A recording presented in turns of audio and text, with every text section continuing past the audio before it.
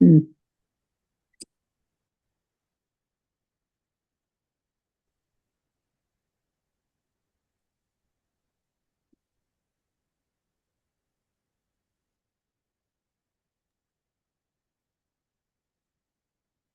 né? Não começou.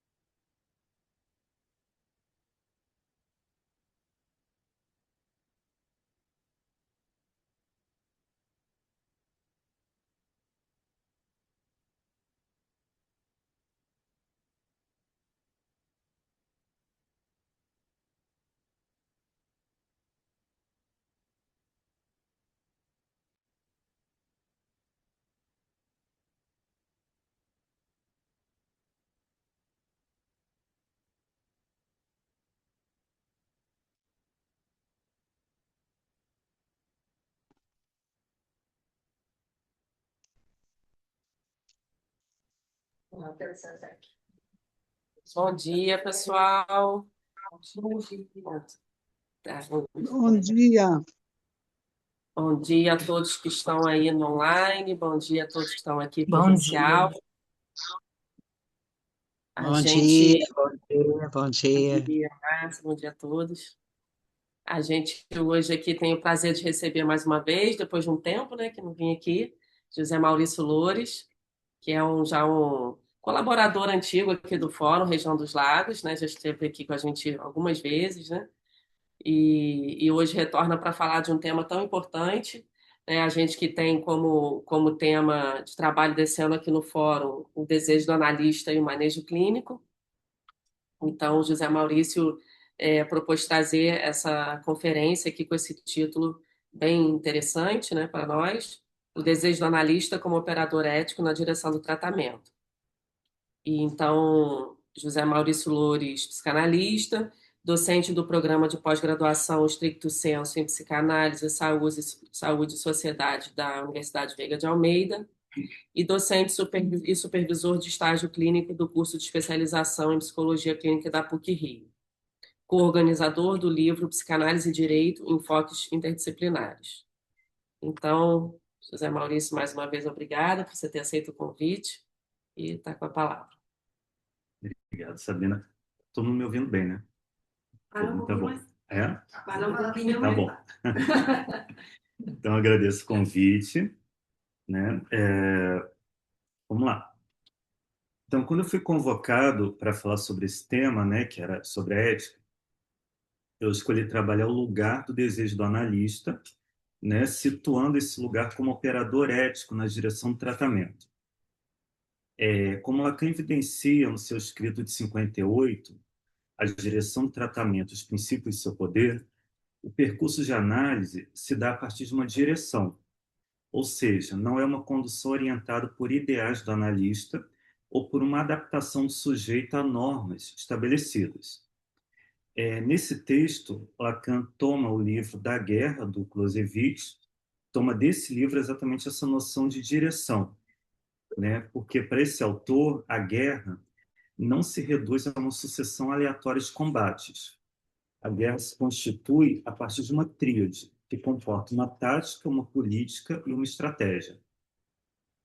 A tática se refere ao emprego das forças no combate singular, enquanto a estratégia consiste no emprego desses combates em função dos objetivos da guerra.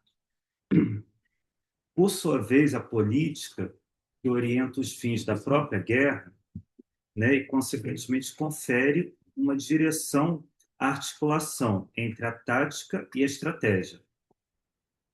É precisamente essa estrutura da direção que interessa a Lacan, ao pensar a clínica psicanalítica, tomando a tática como a interpretação, a estratégia como a transferência e a política como falta a ser.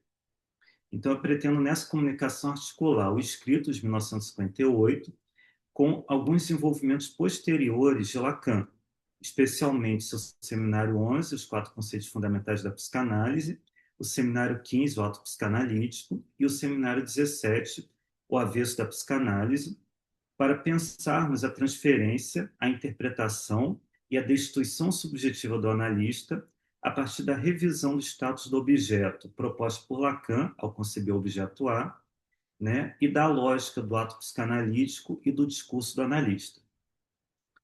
O texto A Direção do Tratamento é uma resposta à ideia difundida à época de que o analista analisa com seu ser, que corresponde ao próprio eu do analista, como é proposto pela psicologia do ego. Lacan defende que não é com seu eu, mas com a sua falta, a falta de um significante que venha completar o outro, que o analista trabalha. A tendência do analisante em transferência é fazer da relação com o analista o lugar onde ele direciona suas demandas. Assim, situa o analista no lugar do outro, onde espera uma resposta, uma solução, lugar do grande outro. Ao operar de outro lugar, o analista, com as suas intervenções, vai na direção contrária à transferência. Isso porque, enquanto o analisante quer que o mestre produza e faz de tudo para que o analista responda, é ele mesmo que produzirá o saber. Paradoxalmente, é isso que vai sustentar a relação transferencial. Sendo assim, a tática, onde o analista tem mais liberdade, corresponde a cada sessão, onde haverá sempre uma interpretação, na medida em que há associação livre e intervenção do analista. Lembro do dito de um analisante: quase te marquei hoje, pois acho que não tenho nada a dizer, mas lembrei que você sempre me surpreende. O fator surpresa é seu próprio inconsciente que emerge em sua fala a cada encontro. Por sua vez, a transferência, estratégia de uma análise, se refere à sucessão dos encontros na direção do tratamento. A transferência é o motor, já dizia Freud. E na medida em que sua outra face, a resistência, é continuamente superada, é o que faz com que o analisante retorne após os abalos no enquadro da fantasia produzidos pela própria situação analítica. O analisante não retorna porque é masoquista, mas porque ama. Ele ama o saber sobre si que supõe do seu analista. Freud havia definido a transferência como amor. Lacan ratificará que é amor, mas completa dizendo que é amor dirigido ao saber. Quando alguém me diz que voltou leve, feliz e tranquilo de sua terapia, eu logo penso, algo de errado, disse rindo uma espirituosa analisante após um corte de sessão que incidia sobre um ponto difícil de sua história. O humor, recurso psíquico sofisticado para driblar a severidade do supereu, pôde advir naquele momento porque a situação transferencial fez suportar os efeitos disruptivos das intervenções. O analista sacode com uma mão e segura com a outra. De um lado a intervenção, do outro a transferência. A transferência engendra o inconsciente, o concebe, diz Lacan no Seminário 11. Lacan constata que o inconsciente é inseparável da presença do analista. E, a partir disso, reitera o estatuto ético do inconsciente, na medida em que depende de um processo de produção no encontro com o grande outro na relação transferencial. E é a transferência que garante a presença, a transferência que garante que a presença do analista não fique restrita aos encontros. O analisante continua em análise entre uma sessão e outra. Mas a transferência não é produto da análise, como defendeu, por exemplo, Ida Macalpini e também outros teóricos. Lacan diz que a situação analítica, cito, não pode criar o fenômeno todo, e para produzi-lo é preciso que haja fora dela possibilidades já presentes, às quais ela dará composição talvez única. Fecho aspas. Seminário 11. A análise cria as condições para a transferência, que pode ou não acontecer. No texto Proposição de 9 de outubro de 1967, sobre o psicanalista e a escola, Lacan apresenta o algoritmo da transferência. Está aqui no quadro, não sei se no online dá para ver bem. Né? Os significantes estão dados de partida. E se não houver um encontro dos significantes, não se produz o sujeito em análise. Não se dá a transferência simbólica. Isso nos permite pensar que, para além da transferência imaginária, o sujeito pode ou não iniciar o trabalho com o inconsciente. A transferência existe sempre que supomos saber alguém, mas é diferente da transferência simbólica que se estabelece na condição analítica, em que o sujeito se representa por um significante inconsciente para um significante que ele atribui ao analista. Né? E aí nós temos o algoritmo, né, que Lacan mostra o S1 do analisante, né, pareando, digamos assim, né, se articulando com um significante qualquer do analista e produzindo ali um saber, né, inicia a produção de saber numa análise. Esse saber que é suposto ao analista, ele não tem. Nesse sentido, a relação transferencial, ela se sustenta por uma mentira. Uma mentira que produz efeitos de verdade por ser o motor da produção em análise. No Seminário 11, Lacan diz: é primeiro como se instituindo numa e mesmo por certa mentira que vemos instaurar-se a dimensão da verdade. E continua: a mentira como tal se põe ela própria na dimensão da verdade. Mesmo nas análises das resistências, não se trata de diferenciar o que é ou não ilusão, mas de conduzir o sujeito a outra cena que recobre a transferência. Em Recordar, Repetir e Elaborar, Freud nos ensina que quando o analisante encena algo do passado na relação com o analista, como algo real e contemporâneo, cito, temos de fazer nosso trabalho, que consiste em grande parte em remontá-lo ao passado. Fecho aspas. As resistências se impõem ao trabalho analítico exatamente nos momentos em que o analisante está muito próximo da verdade. A transferência em sua face de resistência é o meio pelo qual se interrompe a comunicação do inconsciente, pelo qual o inconsciente torna a se fechar. A intervenção da analítica, tática de uma análise, opera no sentido da abertura do inconsciente.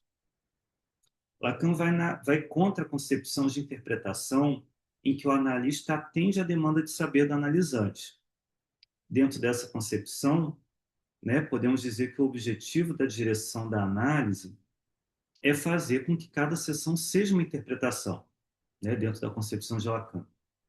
A principal ferramenta que temos a nosso dispor se refere à interrupção da sessão em um momento inesperado. Cabe esclarecer que sessão curta e sessão de tempo variável não necessariamente coincidem. A sessão curta implica na certeza antecipada e na função da pressa, como Lacan desenvolve a partir da noção de tempo lógico. O neurótico está sempre fora do tempo. O histérico vive pela potência do passado, resistindo ao tempo e se alimentando de reminiscências, que são fontes de devaneios e fantasias, permanecendo em estado de vida ainda não vivida. O neurótico obsessivo vive em estado de espera, aguardando o momento em que o grande outro, aquele que ocupa a posição de mestre, morra, pois acredita que só poderá viver plenamente depois disso. Lacan mostra que a função da pressa precipita o momento de concluir, indo contra a hesitação natural do neurótico. Em relação à prática das sessões com tempo variável, esta permite que o analista possa intervir de forma mais precisa no momento em que algo essencial emerge na fala do sujeito. Quando a sessão é submetida a um tempo cronológico fixo, o analista abdica da escuta singular do sujeito para atender a uma regra externa. Essa normatização aproximaria a prática analítica de um modelo funcional, típico do trabalho ou de serviços prestados, e não do campo ético em que a psicanálise propõe. Isso pode desviar o analista de seu lugar no discurso.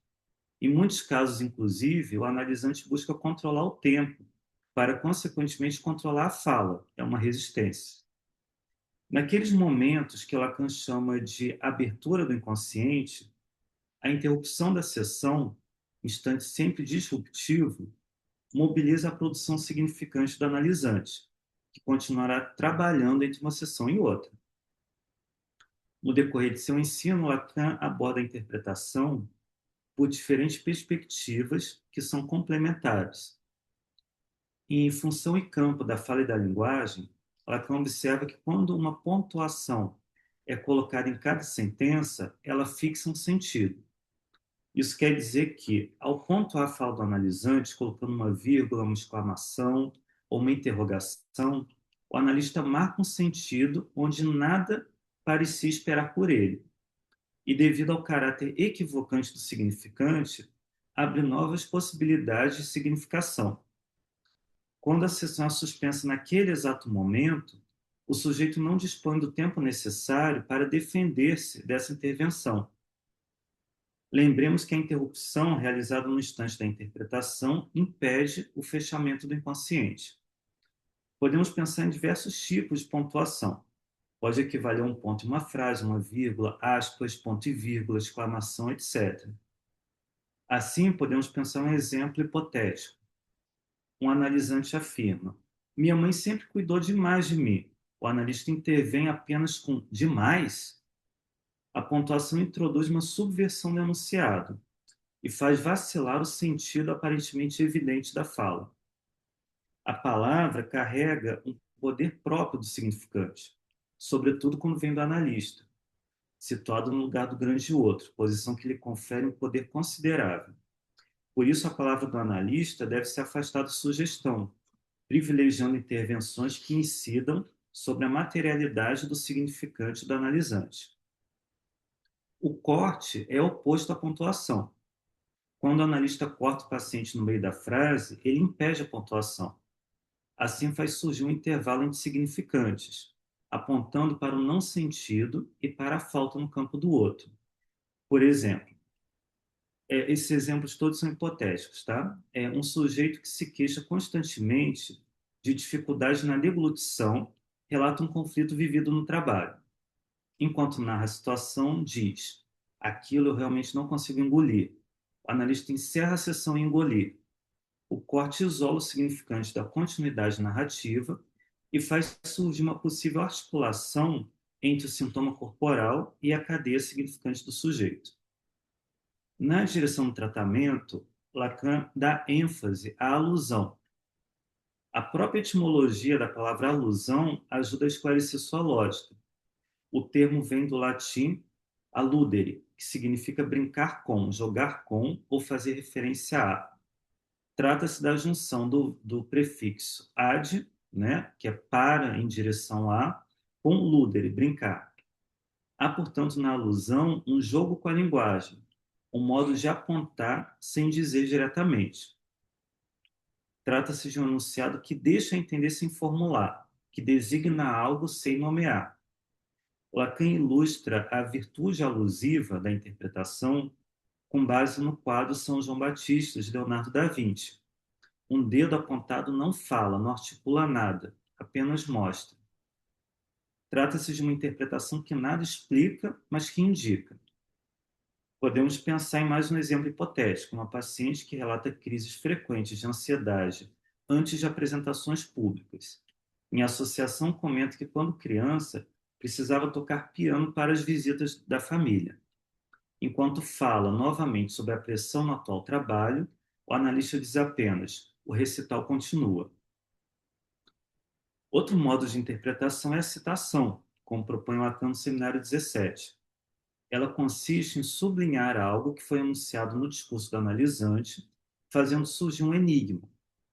Trata-se de um procedimento que corresponde ao de colocar aspas. Quando o enunciado é colhido na trama do discurso do analisante, esse enunciado, ao ser recortado da cadeia discursiva, passa a ressoar de outro modo para o sujeito, adquirindo um novo valor. A citação recolhe um significante ou mesmo uma construção de frase, já enunciada anteriormente, e reescreve em outro ponto da cadeia discursiva, fazendo surgir uma articulação inesperada para o sujeito.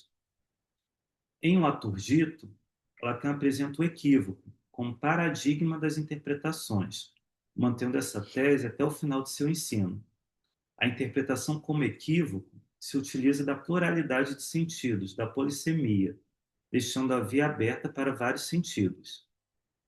Existiria nesses modos aqui mencionados um traço em comum? O traço em comum seria um certo dizer nada. O discurso do analista realiza uma desarticulação entre um significante e outro, fazendo cair o significado até então estabelecido, produzindo o significante em sua dimensão mais pura.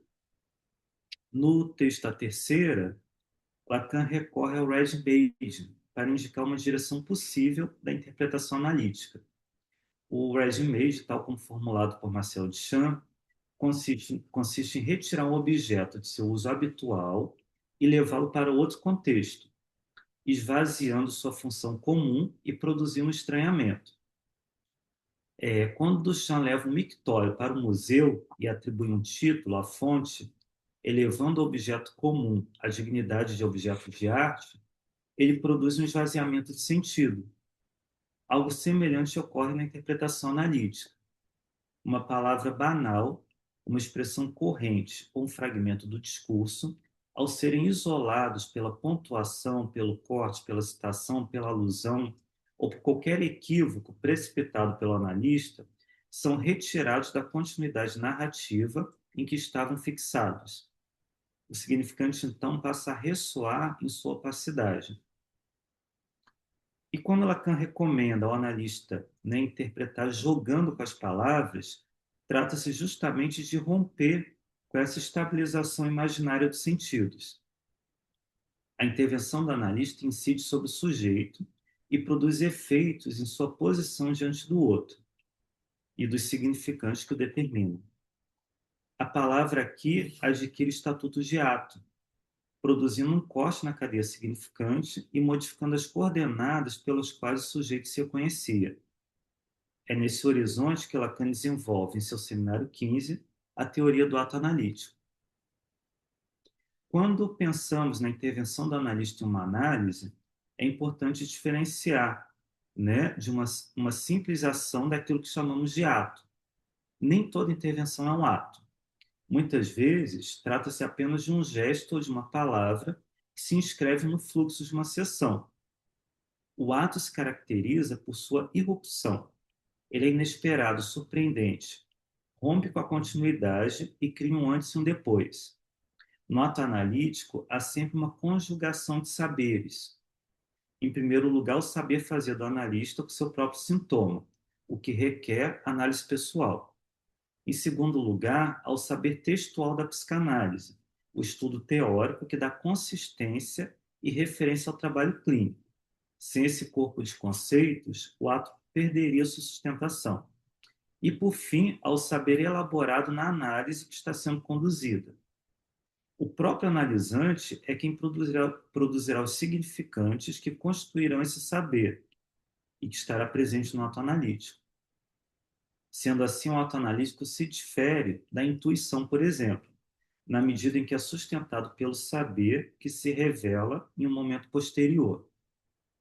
Em uma análise, o ato analítico pode tocar a significação absoluta em que o analisante fixa sua fantasia, resposta que constrói para o enigma do desejo do outro. O ato analítico faz vacilar essa fixação, abrindo uma fenda no sentido que parecia fechado sobre si mesmo, permitindo que o sujeito deixe de permanecer inteiramente submetido à fantasia.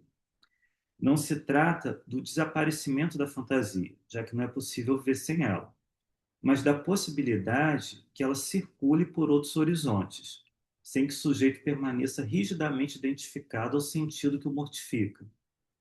O ato, assim como a pulsão, é acéfalo, e por isso que Lacan diz de forma provocativa que o analista pensa com os pés. Cito Lacan: uma dimensão comum do ato é a de não suportar, no seu instante, a presença do sujeito. Fecho aspas. A destituição subjetiva do analista em seu ato nos conduz para a política da psicanálise, a política da falta a ser. É essa falta que vai nortear a direção do tratamento. É a falta que orienta, que dá a direção. A política da falta a ser se sustenta na ausência de garantias e na posição do analista como semblante de objeto A. É a política da castração, da falta de poder, a política que reconhece que não há relação sexual que possa se inscrever na estrutura, que não há complementariedade plena ou felicidade total. Em todos os casos, trata-se de assumir que o sujeito é marcado por uma falta que lhe é constitutiva. Nesse sentido, a direção do tratamento não pode se apoiar na ideia de que é uma verdade última, que assegure o que é certo ou errado. O analista não trabalha para preencher uma ausência, muito pelo contrário. A análise avança no sentido de sustentar essa ausência. Em última instância, a falta da significação derradeira que diga quem o sujeito é. O analisante vem à análise muitas vezes em busca disso, de uma designação, uma resposta definitiva: quem sou eu? Mas o analista não oferece uma nova significação, não troca uma designação alienante por outra supostamente melhor. A psicanálise, ao contrário, faz cair as determinações que dizem tu é isso. O trabalho analítico é justamente o de permitir que o sujeito se desvencilhe dessas designações mortificantes. E aqui é importante lembrar que o analista é relativamente livre no nível da tática, mas limitado no nível da estratégia e ainda menos livre no nível da política. É nessa política da falta que o analista deve operar, porque ela corresponde à própria estrutura do sujeito. A política, a estratégia e a tática se entrelaçam, e é nesse ponto que podemos situar a ética da psicanálise. Na transferência, o analista ocupa o lugar de sujeito suposto saber, permitindo que o analisante dirija sua palavra ao grande outro e suponha ali um saber sobre seu sofrimento. A função do desejo do analista consiste em sustentar a suposição de saber, mas sem encarná-la, conduzindo o sujeito ao reconhecimento de que o grande outro é barrado, marcado pela falta, incapaz de oferecer uma garantia última sobre seu ser. O discurso do analista se efetua na medida em que o analista, como agente do discurso, responde com a causa do desejo, efetuando com seu ato a separação entre desejo e demanda. A figura do oito interior, apresentada por Lacan em seu Seminário 11, evidencia que o inconsciente oculta e recobre a realidade sexual. Essa figura aqui. E é na articulação entre desejo e demanda, no ponto de junção, que Lacan situa o discurso do analista e seu ato, que só pode ser sustentado e até mesmo suportado pela incidência do desejo do analista. E no Seminário 11, Lacan apresenta essa figura do oito interior, e ele faz esses cortes, né, nesse ponto de junção, mostrando aqui a incidência do desejo do analista, né, que numa leitura retroativa, a partir do Seminário 17 e do Seminário 15, a gente pode pensar esses cortes relacionando eles ao discurso do analista, ao ato analítico, né? É o que produz nessa junção.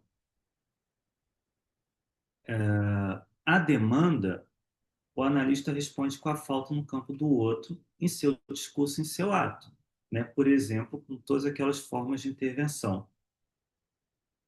Se são os significantes articulados em cadeia que representam o desejo, só é possível sustentar o desejo no campo da fantasia e continuar deslizando de objeto em objeto, porque o objeto em si, o objeto A na álgebra lacaniana, situa-se no intervalo entre significante e significado. Cabe lembrar que o objeto A condensa o gozo que resta, que escapa do processo de metaforização introduzido pelo nome do pai. Desse modo, numa análise, a interrogação da função da verdade como causa material, o que se refere ao saber e ao sujeito, só é possível a partir de um trabalho com significante que aponte para a divisão, abrindo caminho para a produção de um saber singular. Como aponta Lacan em A Ciência e a Verdade, cito, essa é a estrutura que dá conta do estado de fenda em que o analista o situa em sua prática. Se, por um lado, você está mostrando um saber, desculpa, se por outro lado, né, você mostra um saber para o seu analisante, né, colocando esse saber à frente, dirigindo o tratamento com esse saber, você já está fora do discurso do analista, você está no discurso do universitário.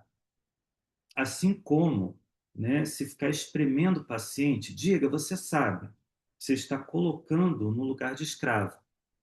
Se o analista bancar a histérica, semblante do sujeito barrado, ele colocará o sujeito ali como mestre e vai acabar se deixando comandar pelo analisante.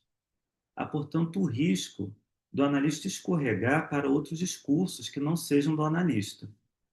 Se no discurso do mestre vemos a instituição do sujeito, no discurso do analista vemos o contrário, a sua destituição.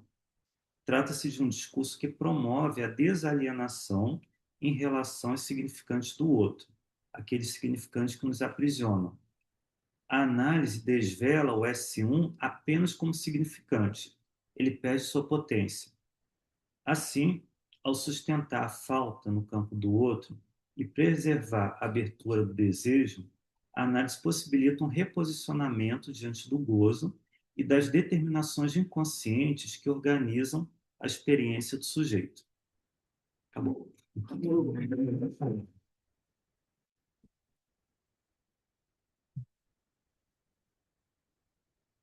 Nossa, eu estava aqui dando conta de anotar o que eu podia. E você trouxe, fez um passeio, né? Achei muito interessante. Você trouxe, explicou no início como é que era o percurso, né, que você ia fazer, da direção do tratamento, de um dos outros seminários do Lacan. E achei muito interessante, né? Que você foi pegando mesmo ali o que ele coloca, né? Da estratégia, da tática, da política nesse texto, e depois, né? Adicionando e articulando com esses outros. E achei particularmente interessante esse inventário que você fez ali dos modos de interpretação, né? Foi citando cada um deles e explicando. E bem clínico, né? Trazendo alguns exemplos clínicos também, fica mais fácil, né? Da gente entender. E achei bem importante também quando você vem falar do ato, né?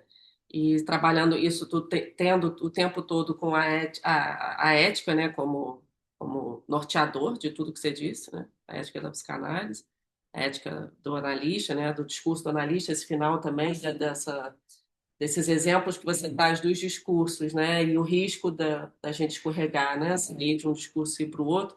E o que que aconteceria, né? Dando exemplos ali, o que que aconteceria, né? Colocando o analisante em outras posições, né? E se você pudesse falar um pouco mais sobre o ato, é, é, essa citação que você colocou do Lacan, que o ato não comporta no seu instante a presença do sujeito, esse é de qual texto?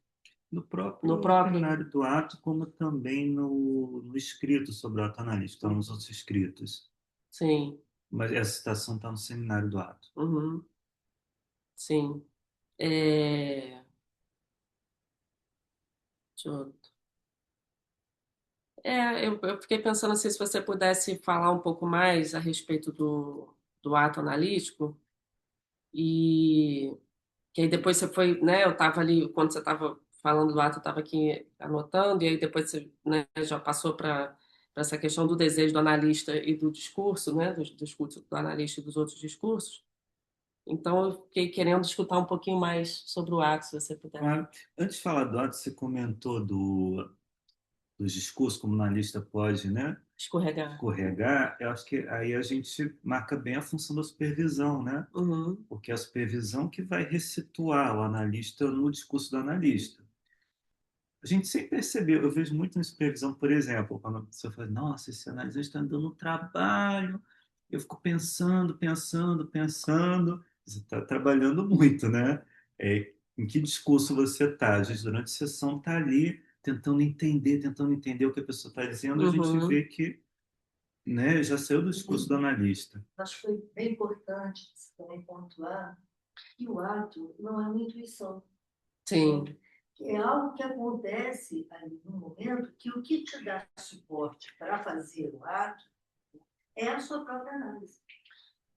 Porque a gente não pensa no ato, né? A gente não pensa o que vai dizer, o que vai fazer, o que vai cortar, o que vai falar.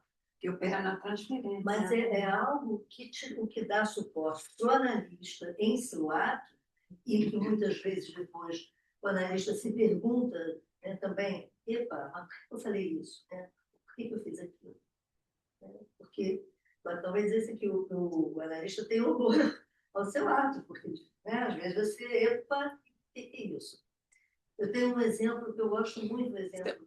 Se puder, Leila, só chegar um pouco mais aqui, porque senão o pessoal não... Eu tenho um exemplo da minha clínica que eu gosto, que eu acho bem claro, e assim, de muitos anos que eu atendi uma criança que veio aos 7 anos de idade, e era uma criança que tinha como sintoma trazido pelas mães, era que ele tinha uma linguagem que ninguém entendia, principalmente quando se falava, tentava se falar de relacionamentos e de amor.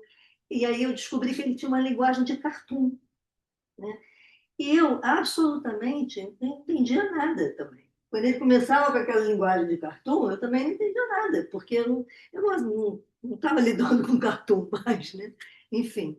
Então, um dia, ele falou alguma coisa e eu terminei a sessão assim, that's okay, I'll see you next week. Ah, gente, eu falei aquilo em inglês e eu já me importo. Já naquele momento, sabe, eu falei, caiu. O que eu fiz? Caraca, e ele ficou uma fera comigo. Leila! Ele era muito histérico, esse menino. Leila, o que você está falando? Fala direito!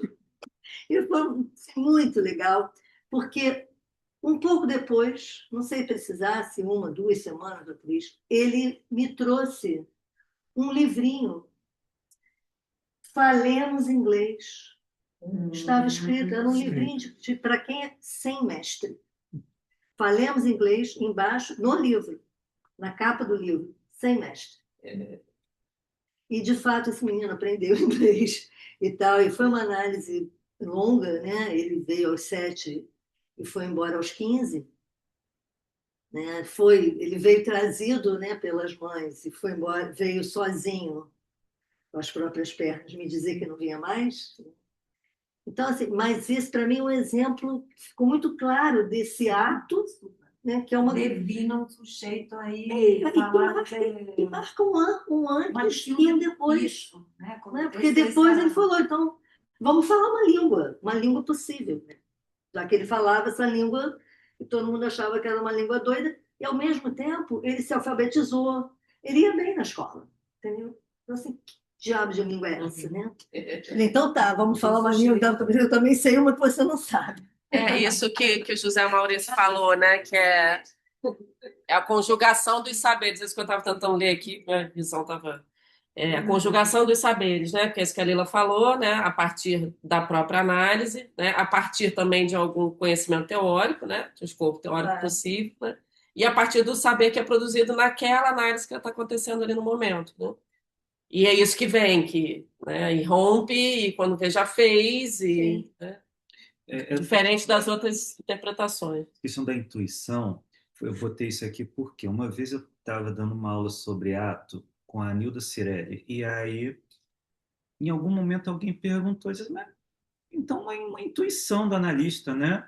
É uma intuição. Aí na hora, nós dois ficamos assim, intuição? Será que tem a ver com intuição? Aí imediatamente, não, não tem nada a ver com intuição. Por quê?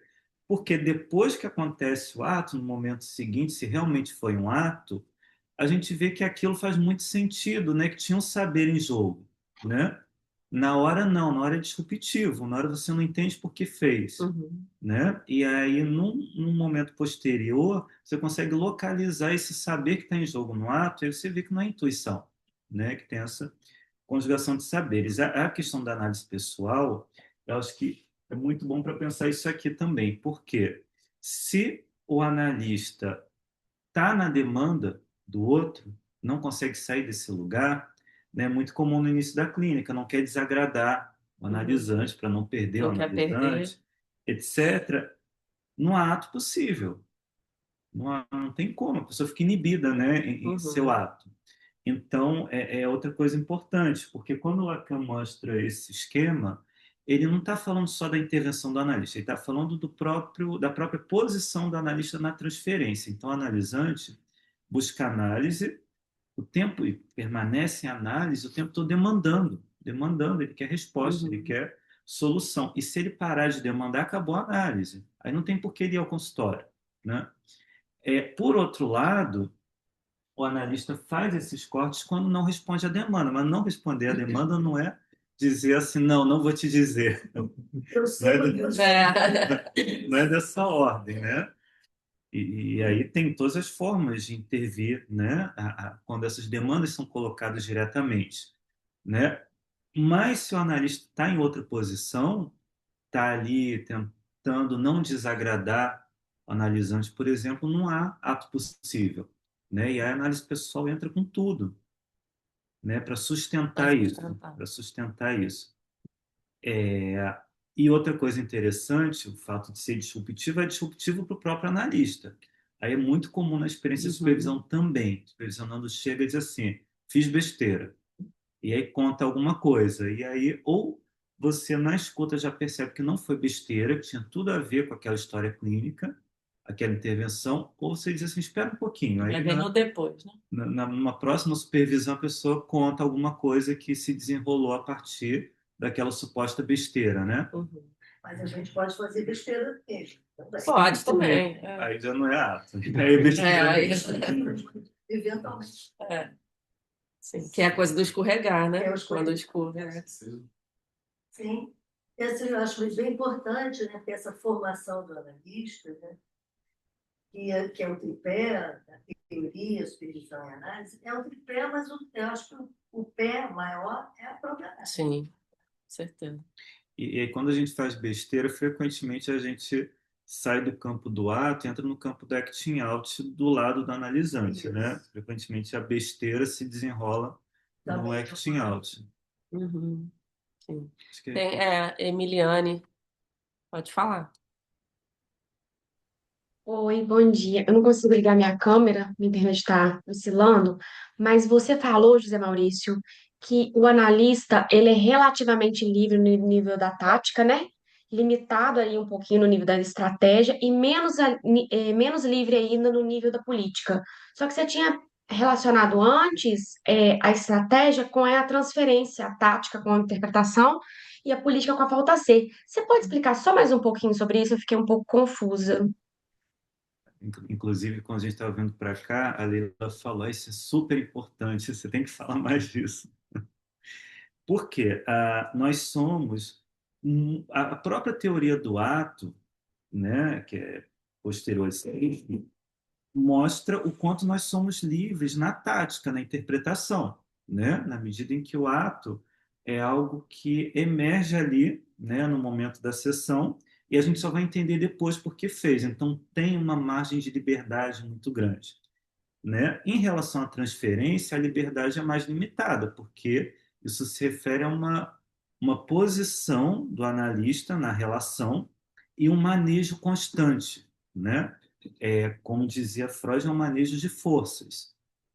Quanto à política, que é a política da falta ser, aí não tem margem de liberdade nenhuma, porque se o analista não opera desse lugar, já deixa de ser análise, né?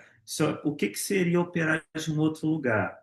Começar a considerar o que que é melhor para aquele sujeito, começar a conduzir a análise para uma direção pensada pelo analista a partir dos significantes dele, da história dele, né? Aí a gente saiu do campo da psicanálise. Então, acho que é por isso que Lacan tem esse cuidado no texto, né, de situar em cada um, né, desses elementos, né, da tática, da estratégia e da política, o quanto de liberdade a gente tem neles. Te respondi, menino? Sim, sim, ótimo. Obrigada, viu? Mais alguém quer perguntar aqui no online?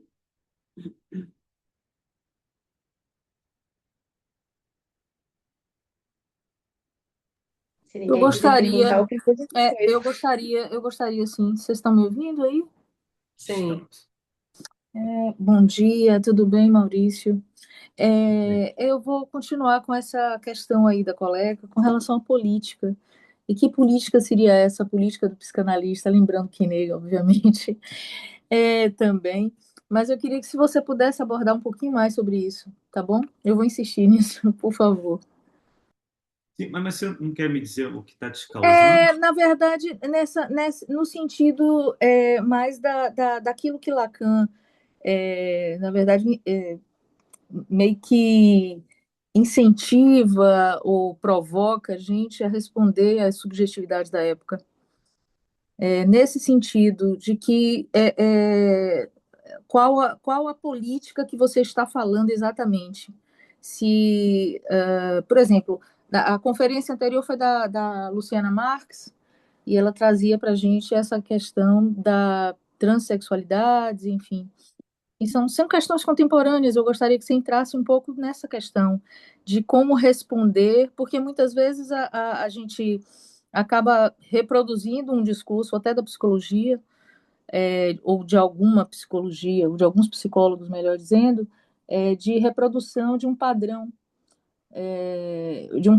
A psicanálise, a gente conhece alguns trabalhos que insistia muito na questão de que seria as transexualidades estariam na estrutura da psicose, enfim, é nesse sentido de política que gostaria que você comentasse um pouco da sua prática, obviamente. Mas eu acho, foi a Nadir, né? Eu acho que a gente entra numa outra questão, porque quando a gente fala da política na direção do tratamento, tem a ver com o desejo do analista, com essa posição do analista, essa posição ética. Eu acho que você está trazendo uma outra discussão. Por exemplo, você mencionou a transexualidade. Acho que você está se referindo a uma concepção de uma corrente no passado de que a transexualidade necessariamente estaria relacionado com a psicose, né? Isso, né? Então, isso são questões políticas, né, dentro da própria psicanálise, mas que não se referem exatamente, quer dizer, se referem na medida que a gente não vai assumir essas posições radicais na clínica. Isso vai contra essa política da falta a ser, nesse sentido, sim, né? Mas é claro que há divergências, né? Igual hoje, até hoje na psicanálise a gente não tem uma corrente única pensando o autismo, enquanto diagnóstico, enquanto estrutura. Tem uma diversidade, né, de pensamentos a respeito disso, né?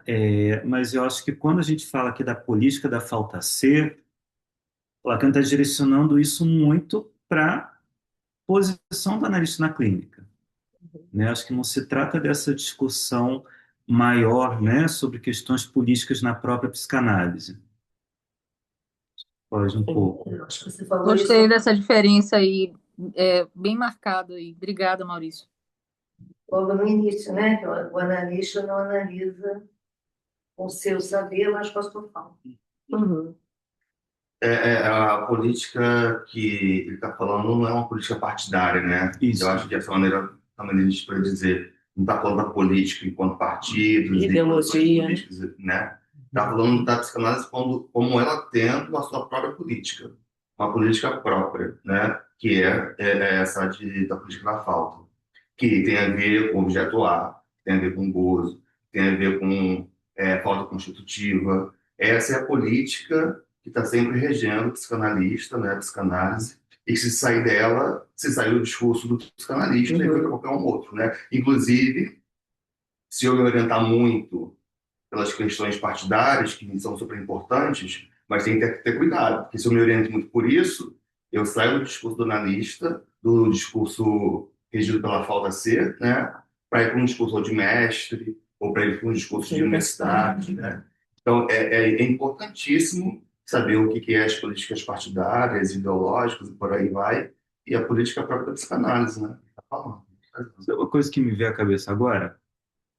Esses dias eu abri um Instagram, aí apareceu para mim uma divulgação de um aplicativo desses de análise com inteligência artificial e com uma propaganda assim, é, acabando com os psicólogos, psicanalistas, que eles podem cometer erros, etc., e que o aplicativo era mais confiável, né? E aí eu fiquei pensando,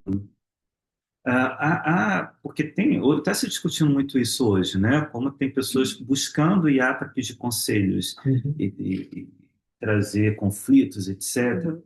E a inteligência artificial é programada para sempre agradar o usuário, né? Atender a demanda. Exato. É a política contrária. Eu tenho eu tenho um exemplo pessoal recente ótimo disso. Vamos colocar que a inteligência Tem artificial muita coisa. ajuda Tem muita muito. coisa boa, não sou Mas mal. não fazer terapia, né? Mas não para nada. Ah, bom.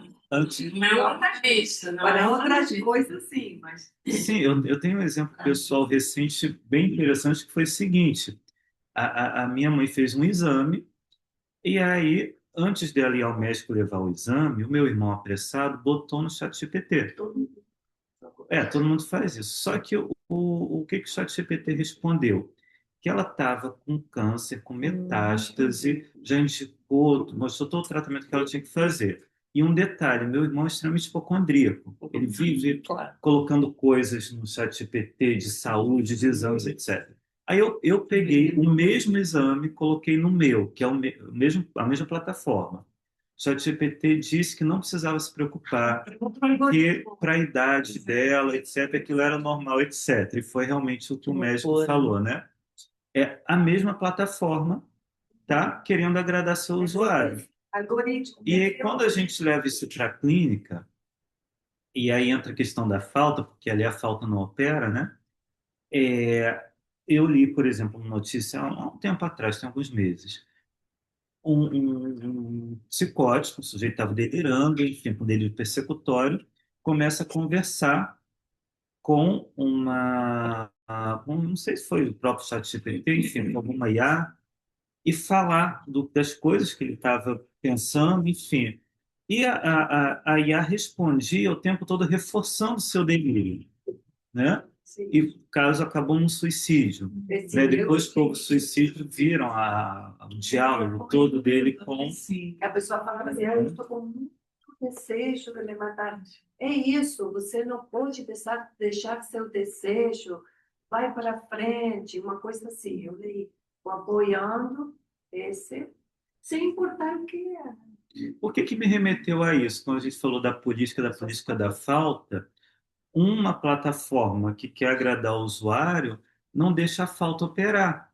Não vai deixar de dar uma resposta, não vai fazer um silêncio, não vai devolver uma pergunta, não vai questionar, abrir uma reflexão. Vai sempre agradar, né? Oferecer uma resposta que entende que é a resposta que a pessoa quer ouvir.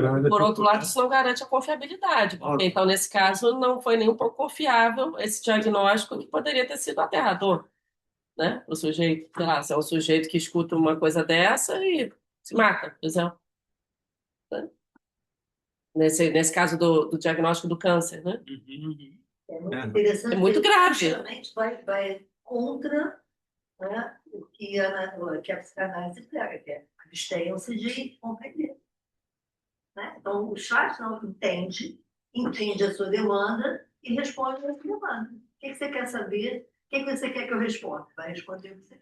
Então, é justamente que e não está pautado por uma verdade, né? Porque poderia até ser, não, em nome da verdade, em nome da realidade dos fatos, eu te dou aqui o melhor. Não é, né? Quer dizer, manipula a verdade de acordo com a demanda de cada um. Isso é muito grave. É perigoso. Porque Muito grave. aonde que o sujeito encaminha a uma demanda. Uhum. Porque eu entendo a demanda de amor. E essa pessoa escolhe uma coisa que, mesmo, né, sei lá, bonitinha, é um vazio aqui, o outro, é uma boa estranha, uma coisa, né, muito artificial, né? Então, essa demanda já aponta um lugar que não sei se é demanda, sabe? Pessoa que se Parece uma, um produto personalizado, né? uma demanda ia a um outro, que não um artefato, não sei. Uma coisa ideia muito, muito bacana que a gente vê na experiência de análise é quando, por exemplo, um analisante coloca uma questão difícil, um problema, uma coisa que está difícil de encontrar uma solução, né? E convocando o analista a responder. E aí a gente pode até falar assim, mas o que que você pensa disso e tal, né? Mas aí às vezes você convoca de uma forma mais intensa e você diz assim, o que que te vem à cabeça agora sobre isso? E aí vem uma coisa completamente nova, completamente disruptiva, completamente inesperada e que é uma saída para aquele sujeito. Eu já vi isso acontecer muito, né? Eu acho que é um ótimo exemplo disso, Sim, sim, né? sim. É igual o sonho, né? A interpretação do sonho às vezes vai indo para uma outra direção que às vezes não vai ter nada a ver com o que o sujeito sonhou. Parece coisas absurdas, né? O sujeito sonha coisa desconexa. E que a própria interpretação vai dando um caminho Uhum. Inesperado. inesperado. Inesperado, totalmente inesperado, né? Eu acho interessante, porque eu acho que, por um lado, é um caminho irreversível essa questão da inteligência artificial. Uhum. Eu tenho usado e tenho ficado muito satisfeita que ela me agrade, porque é verdade. Eu pergunto assim, onde é que Lacan usou essa expressão? Buscar citações, referências. Para você fazer textos acadêmicos, te ajuda muito. Mas tem que Conferir. De engenharia, ela faz cálculos de engenharia perfeitos. Medicina, não sei. Mas às vezes não é perfeito, porque às vezes, por exemplo, já aconteceu de eu perguntar também coisas da teoria e ele dizer alguma coisa, eu falei, não, mas acho que isso aqui não sei o que. Desculpa, me enganei. Sim. Desculpa. Você vai levar um pedaço. Olha só, é uma tecnologia sem ética. Esse Sim, que eu exatamente. É uma tecnologia sem ética. A ética do dinheiro, porque o que é de graça, acontece isso que a Sabrina falou. Ah, eu fiz isso. Responde qualquer coisa. Eu fiz esse texto de propósito, com regras de jogos de baralho, por exemplo, do bridge, de qualquer jogo. Aí você faz uma pergunta, ele responde uma coisa. Aí você sabe que não é. Aí você diz, não, mas... Aí eu falo assim, que estranho, porque eu acho que é assim. Ah, desculpa, a verdade. Então, o que Me enganei. acontece? O que me falaram, um paciente que ele é engenheiro usa essa ferramenta para a empresa. Mas o que acontece? É um tipo premium, é pago. Não. E esse aí, não. Não, tem o pago. Aí o pago vai responder melhor. Não, tem, Esse aí é mais preciso. tem um Para pago que é questão- caríssimo, que é a Então, isso versão. é caríssimo. Então, tem vários níveis onde parece que é aquilo que vai te satisfazer. E mesmo assim não é garantido, né, Sandra? Mesmo pagando não é garantido. Isso que vai me satisfazer. Me satisfaz naquele momento que quero, depende do que você quer. Não, mas, por exemplo, Sim, mas às vezes é errado, isso que ela está Esse é falando. errado. Às vezes ele dá a informação errada. Olha, eu li um artigo muito interessante online, chama o Instituto Humanitas Unicino. Um artigo chama Tecnologia Sem Ética. Entre e leiam, vale a pena. Ai, quero. Porque eu acho, por um lado, é irreversível. Por outro, é o quê? Como eles dizem lá, é imitação. É imitação. Uhum. É uma imitação dos raciocínios nossos, humanos. Sim, e Sim. supera. Então, né? tem Nesse plano limites. supera. Sim. Tem limites. Qual é a grande diferença, na verdade? A grande diferença vai para o plano efetivo, né? Porque ele não vai poder analisar afetos, por exemplo, não vai poder te dar resposta sobre afeto. Aí, se você vai utilizar para esse sentido, você vai se frustrar largamente, mas se você vai utilizar para fazer uma consulta bibliográfica, Uhum. é É maravilhoso.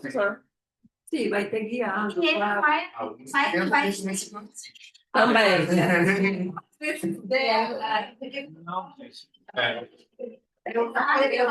Tem que falar, calma, apresentar, então tá, você tem que pegar Tem que lado, conferir. mas tá isso mesmo, Tem que conferir. tem que saber perguntar. Pode ser, pode ser. Tem isso também. Tem isso também.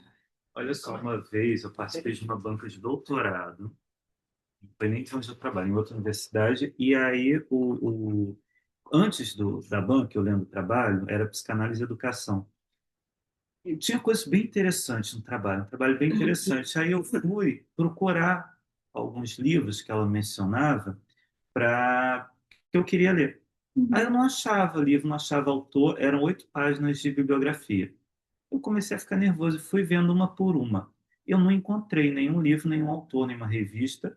Liguei para a candidata ao título, né, de doutora e disse assim: vem cá, de onde veio essa bibliografia que eu não estou encontrando nada? Às vezes eu encontro o nome do autor, mas não encontro aquele livro.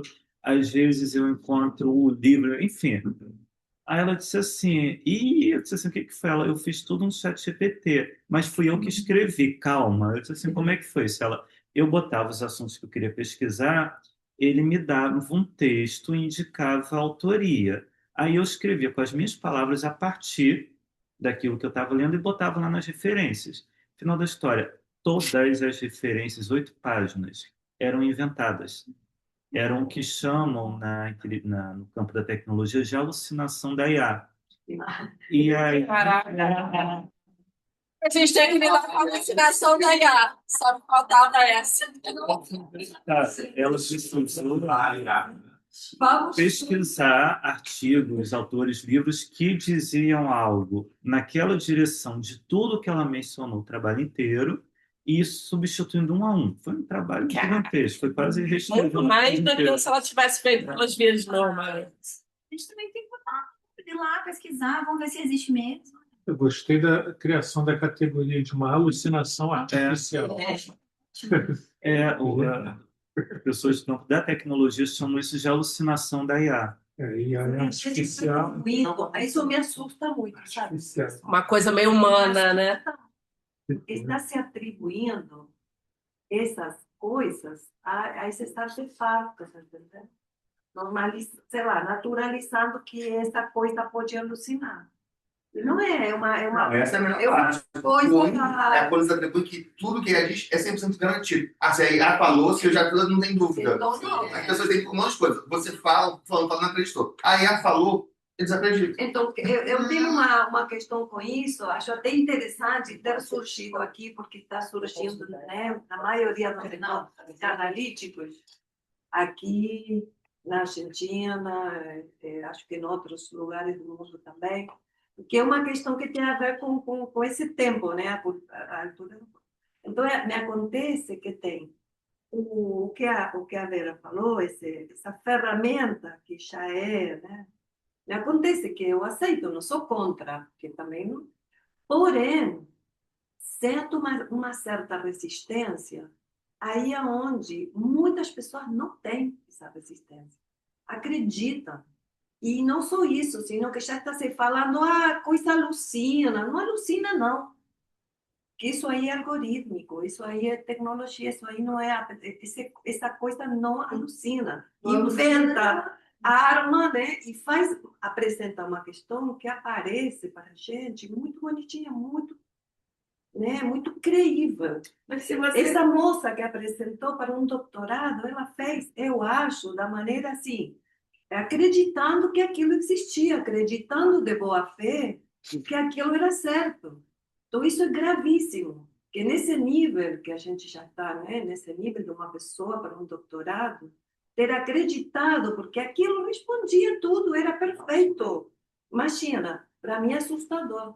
Então, para mim, a gente aqui, assim, eu falo um ponto de uma resistência, mas uma resistência que é realmente, assim, né, na política da psicanálise, É que respeito a a gente isso. volta para a pergunta da Nadir, né? Sim, Que é como a exatamente. ética da falta ser em psicanálise se É fundamental. contrapõe, né, a todo um discurso contemporâneo. Sim. A importância de colocar em questão a palavra, seja de um outro como nós, um trino, né? Quanto de um que se atribui a um grande outro, né? Exatamente. Por que não? Por que É. acreditar? Que questão séria. Por que acreditar como certo? Para quê? O Sérgio quer falar aqui. Pode falar, Sérgio. Bom dia, pessoal. Me escutam? Sim. Sim. Ok. Maurício, estou adorando a tua transmissão, assim, e vocês entraram no assunto da questão da IA e me fez uma questão aqui, não é? Porque se a gente necessita de uma maior precisão da IA para responder certas perguntas, indagações que a gente tem, né, de uma maneira geral, eu fiquei pensando em relação ao pagamento do analista, né, para o analista ou para a sua análise pessoal. É claro que não é para ter maior precisão de nada, evidentemente, não é? Porém, eu fiquei pensando nessa coisa de que depois de X tempo, o analista ou a analista fala assim, pelo menos a minha falou algumas vezes, precisamos falar sobre valores. Né? E aí, é claro, a questão dos valores, eu fiquei naquela coisa de uma pressão, né? Eu tenho que pagar mais. Chegou o momento de pagar mais. E aí eu pensei, bom, aí ela coloca, na verdade, para mim assim, qual é o valor? Né? Ela lança para mim a questão. Né? E aí eu fico tentando elaborar um valor novo, digamos assim. Como é que você vê, Maurício, essa questão do pagamento? Eu sei que é caso a caso, em uma análise, mas como é que você vê, né, essa questão do pagamento da análise? É interessante se perguntar, porque eu ia falar sobre isso. Aí depois acabou que se perdeu na hora que eu estava preparando. Mas quando essa ideia, né, de que a transferência é o motor, mas o analista sempre vai contra a transferência, no sentido de impedir que se torne uma resistência, né, que chegue a esse ponto, aí o pagamento tem uma função. Eu vou trazer dois pequenos recortes clínicos que não expõem o caso, né? E que é muito comum, um analisante que fala assim, você só me atende por causa do meu dinheiro, né? É óbvio. É óbvio não, né? Porque também, frequentemente, a pessoa tem um imprevisto financeiro, etc., a gente continua atendendo, nem todo mundo, né? Pelo menos continua. Mas quando uma pessoa assim, você me atende só por causa do meu dinheiro, mas a lógica é um pouquinho diferente, né? Isso vem com uma demanda de amor. É como se a pessoa dissesse assim, você não me ama o suficiente, porque se você me amasse, você me atenderia de graça, né? Quando, na verdade, a função do dinheiro é colocar um limite nesse amor, né? Tanto é que agora eu vou trazer a segunda ilustração, que aí sim vai ilustrar bem isso. Uma pessoa que diz assim, olha, eu vou ter que parar a análise porque surgiu um imprevisto de saúde, eu vou ter que fazer um tratamento que é muito caro, né? Aí eu vou e digo assim, não, vamos fazer o seguinte, enquanto você estiver em tratamento, a gente reduz bem o valor, né, da análise que você puder pagar. E a análise continua. 2 semanas depois, o que eu percebo? O discurso muda completamente, esse analisante deixa de produzir e começa a me chamar de amigo. Nunca tinha me chamado de amigo, né? Aí eu digo assim, acho que a gente vai ter que repensar aquela questão do valor. Você pode pagar um pouquinho mais do que a gente acordou dessa vez? Sou meu amigo e a análise volta a acontecer. é incrível, né? O amigo desaparece completamente, né? Então, o dinheiro tem essa função, e eu diria até esse poder, né, no processo de análise. Posição. Sim, é uma das condições. Uma das coisas. Eu acho que reflete um grau de investimento não que o Também. analisante vai ter, né? Por isso que com a IA, que acho que a pergunta do colega não ouvi direitinho, mas ele mencionou o IA. Então, essa questão da demanda aí não tem limite nenhum, porque a pessoa não paga.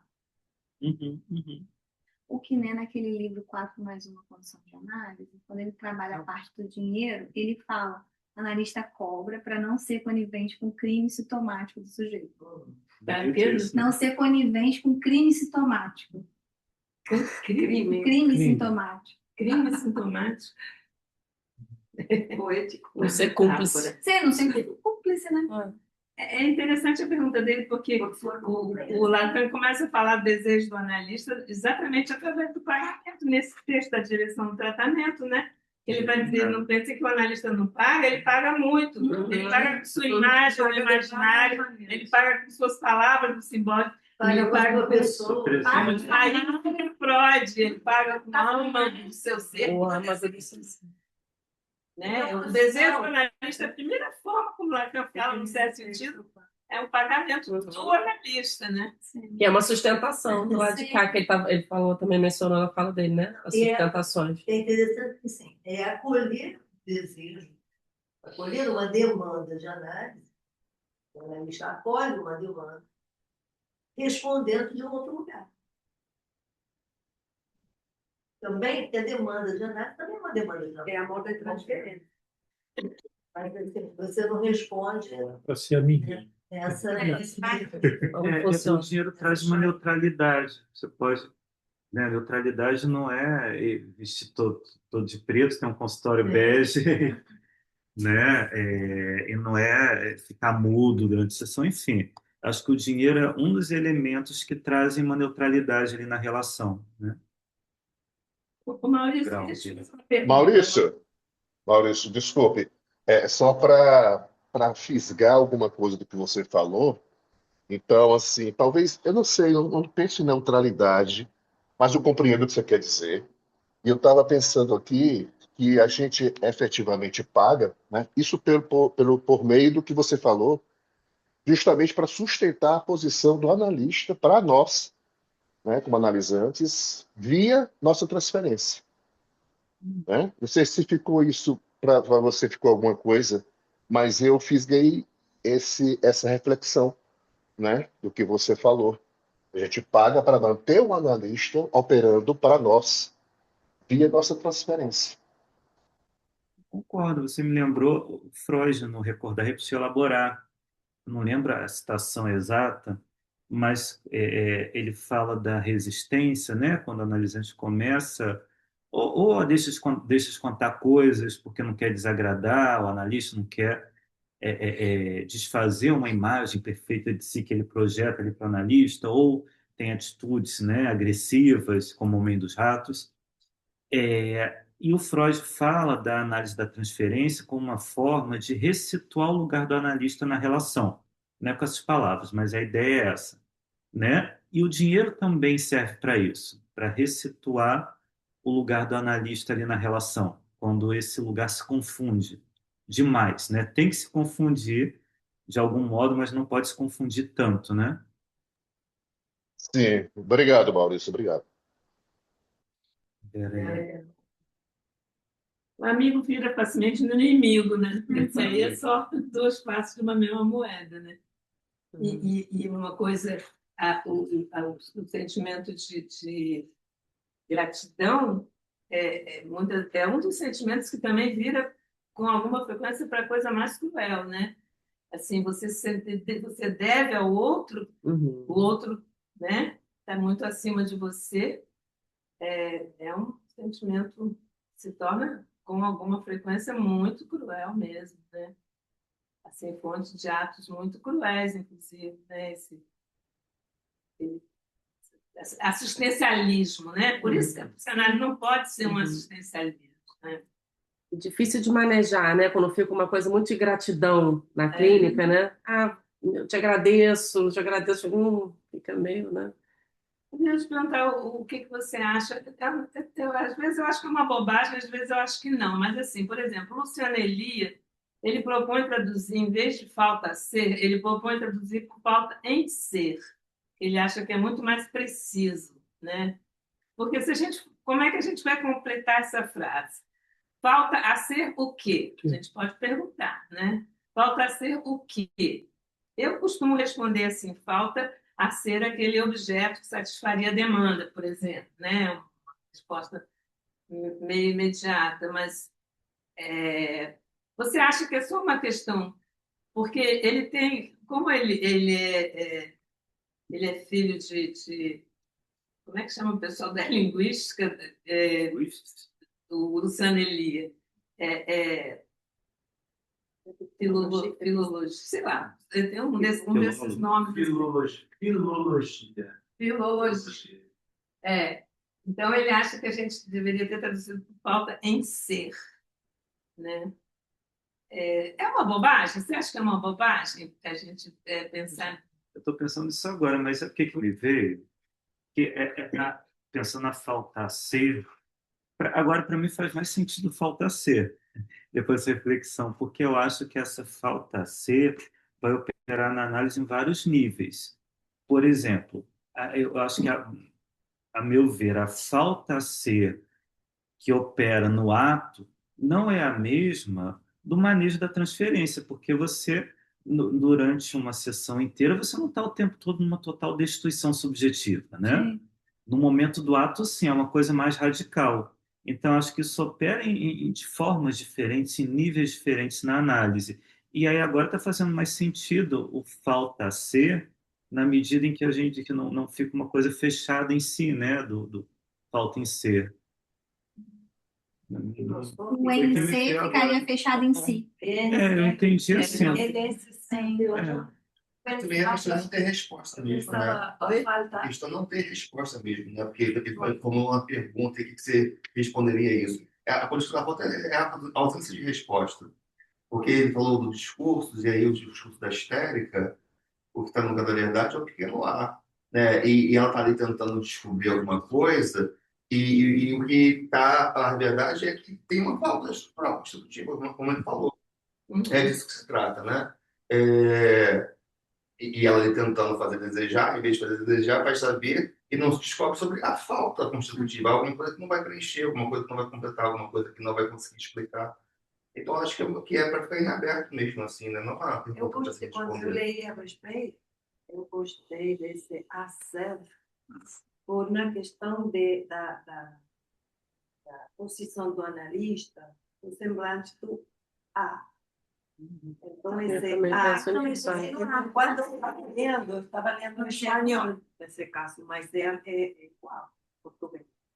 Então, aí que esse ser do analista, eu sou, não tem que estar inato nesse momento que você está o analista, né? Esse A, né?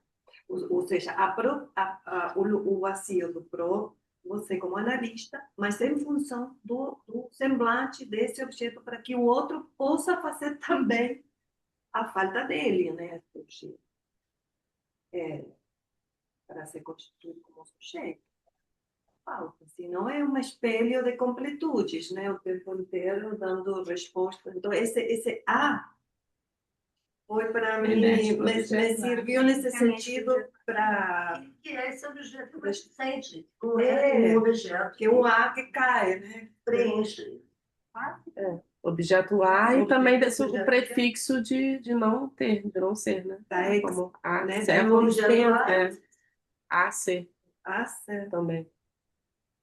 Tem uma pessoa Eu achei interessante você colocar ali no oito interior, você colocou o desejo do analista ali no oito interior, na parte picotada, né? Na parte.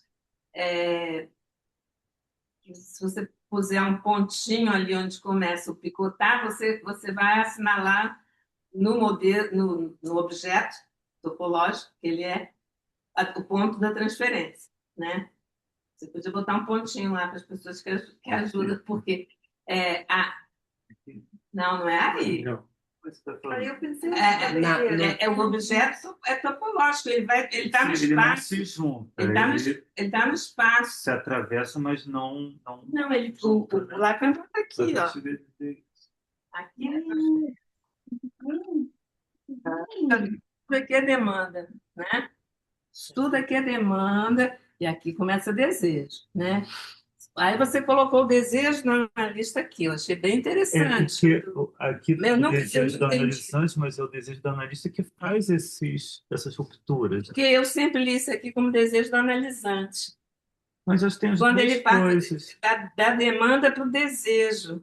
Porque e o pontilhado, você leu como corte.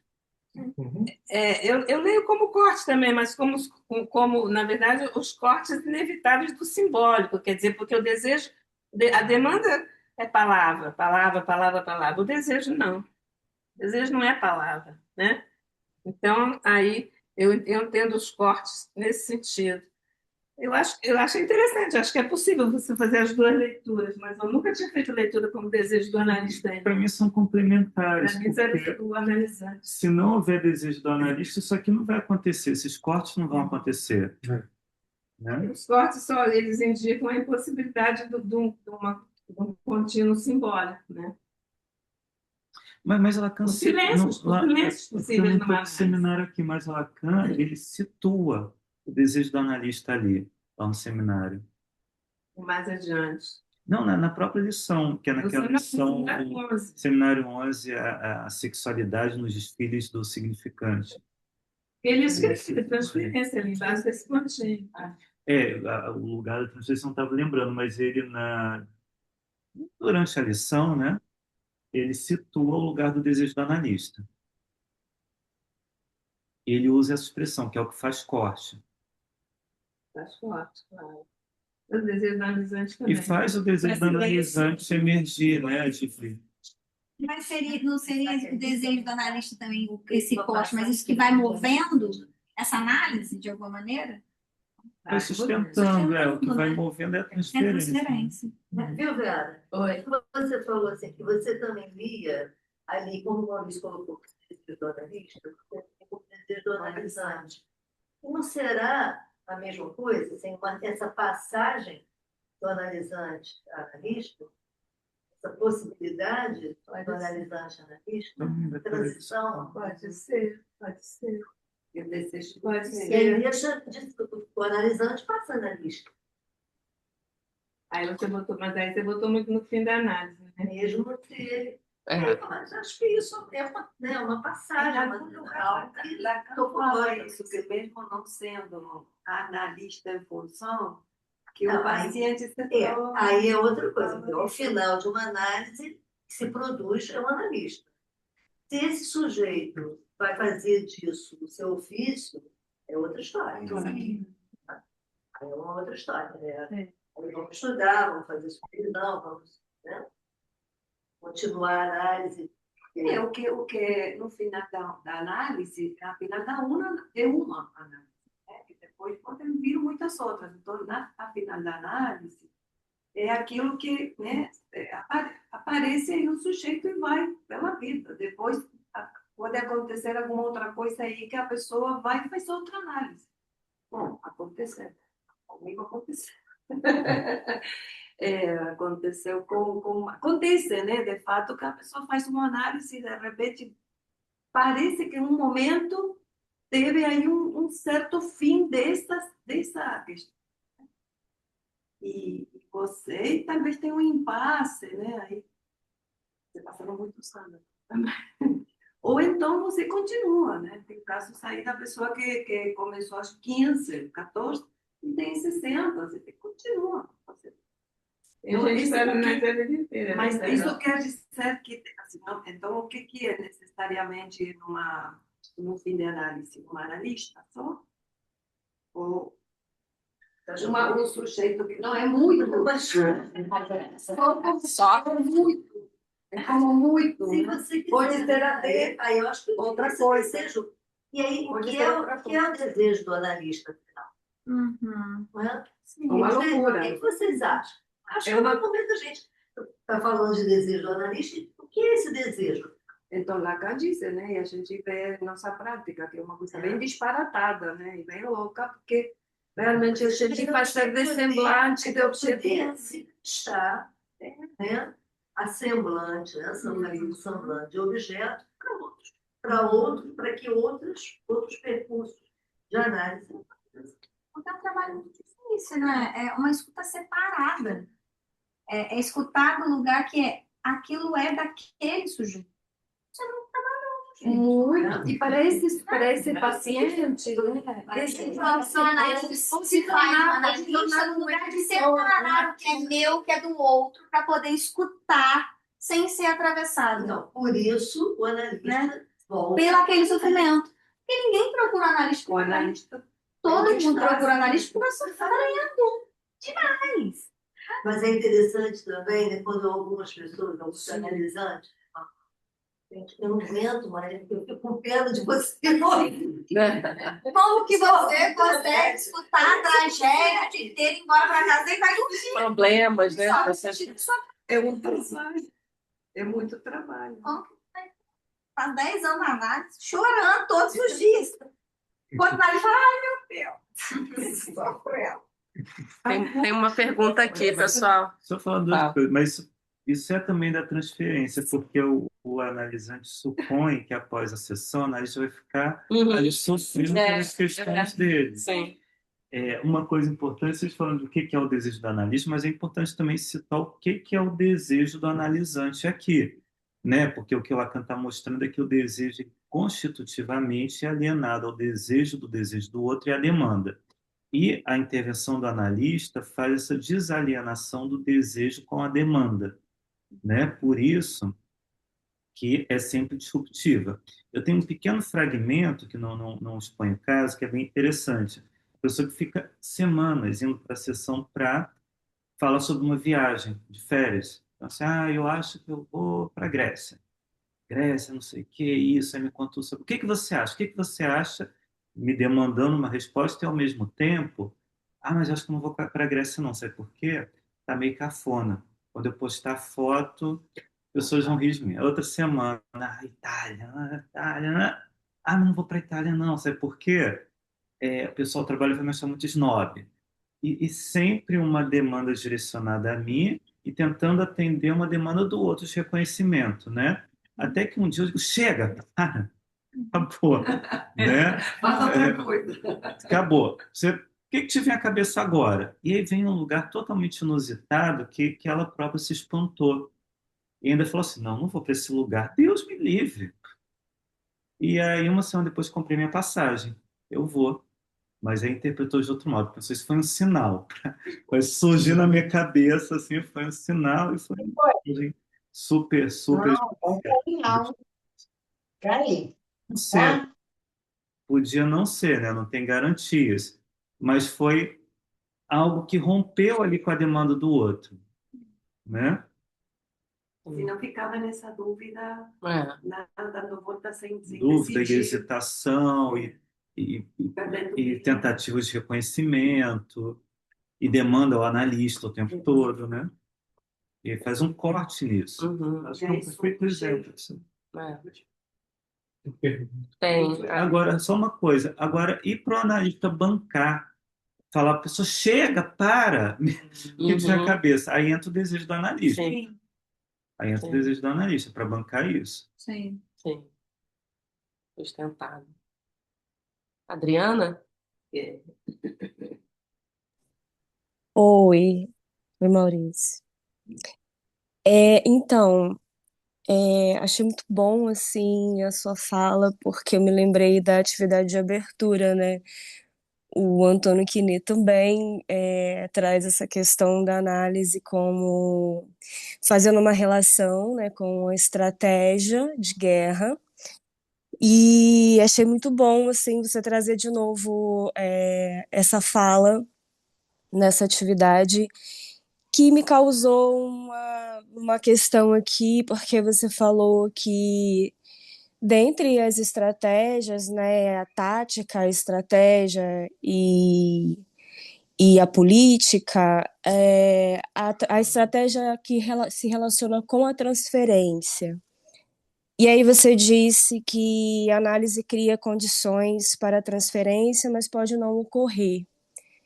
E aí também você faz uma questão assim, essa questão da transferência, que é que o analista na transferência ele é limitado. E a minha questão assim que fez para mim é o seguinte, de que às vezes acontece umas transferências assim um pouco esquisitas, né? A gente sai assim de uma sessão, nossa, que ficou uma transferência ruim aqui nesse manejo, aquela sensação assim.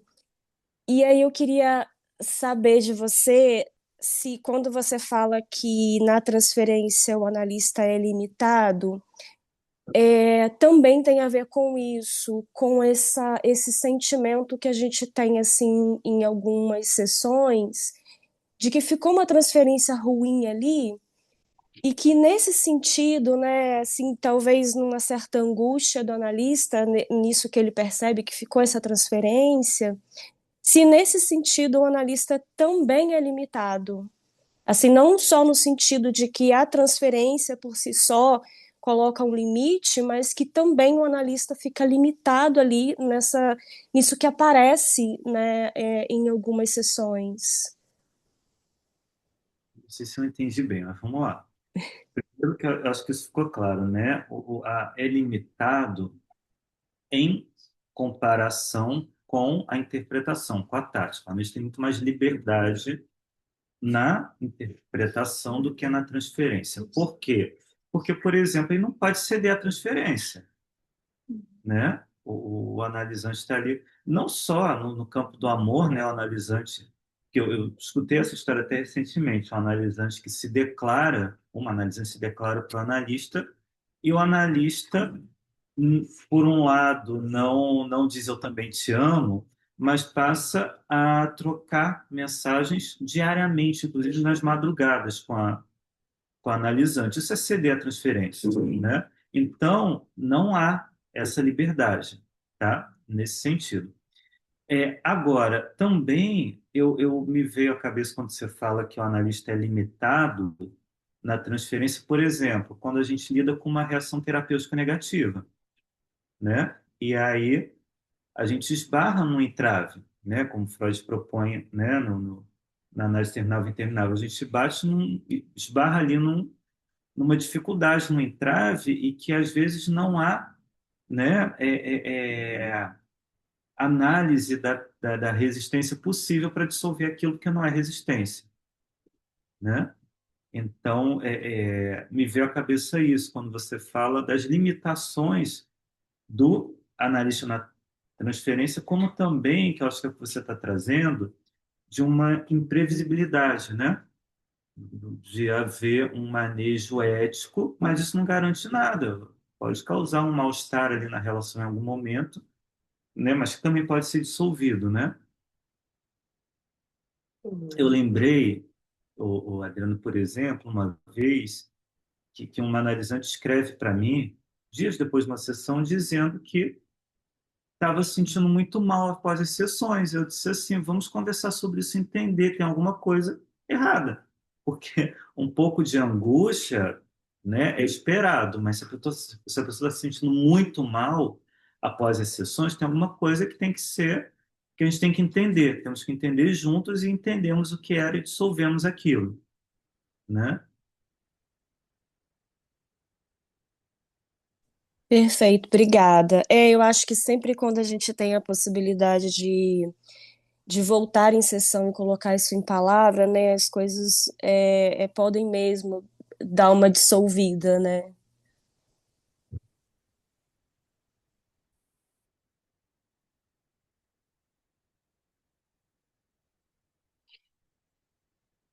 Tem mais? Com silêncio, né? Estava com falação agora. Dos corpos. Oi? É isso então, pessoal? Nossa, foi muito, muito interessante, muito rico. Muito obrigada mais uma vez. Obrigada a todos que vieram. Até a próxima.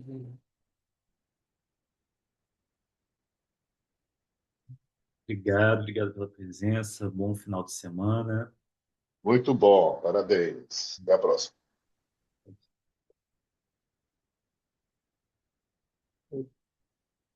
Uhum.